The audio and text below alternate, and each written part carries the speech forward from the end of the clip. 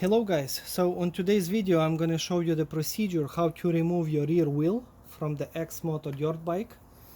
So for example, if you have a problem with the tire not holding air and you need to replace or patch that inner tube, or maybe you have a problem with a damaged rear rim that needs to be replaced. So I'll show you step by step how to do so. For this you will need a piece of cardboard that you don't scratch your bike, and you will need some tools like Allen key 5mm, Allen key 3mm, Phillips screwdriver, 14mm ratchet and a socket, or you can go with the offset wrench if you have one at home, 10mm wrench and 17mm socket or offset wrench. So to start it with this procedure, you have to, this is my recommendation, remove the key that you don't damage the key, and twist this accelerator handle display a little bit inside of the bike. So slide it out and twist it this way. So because your bike will be flipped upside down and it will be touching the surface with this spot right here, not with the display, so you don't damage the display. Okay, so let's start. Now get your cardboard and let flip upside down your bike. So gently put like this, and now you can see why I was flipping that display, otherwise it would be touching the surface.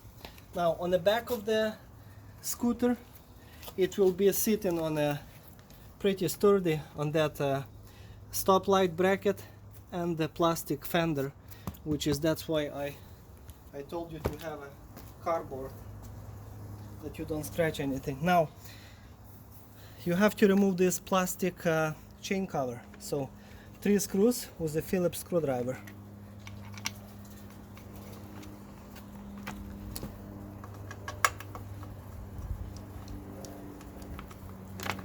Okay. Now once this removed, now you have a full access to the rear wheel, chain, sprocket, tensioners, axle. This is my friendly advice. When you're taking everything apart, try to memorize how it was installed before, or take some pictures on your phone. But just in case if you will forget how to do so, or if you forgot how to remove, how to take pictures before you removed it, then I'm going to show you in my next video how to install, how to repair the inner tube, and how to install and adjust the chain properly. So just watch my next videos. But remember that you're going to have some spacers right here between this fork and the rim itself. So let me show you with my wrench. Okay, so here is a spacer right here, one of them, and on the other side you're going to have 2 more spacers. You have one, and there is a narrow one right here. It doesn't look like a spacer, it's just a piece of pipe, but I'll show you later that it is a spacer. So remember how it was installed before, or watch my next videos. So now the next procedure is loosening the chain tensioners on both sides.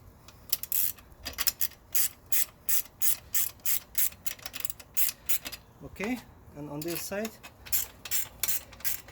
you just need to loosen a little bit. And now with your 14mm wrench or socket and 17mm, now loosen the rear axle. Okay.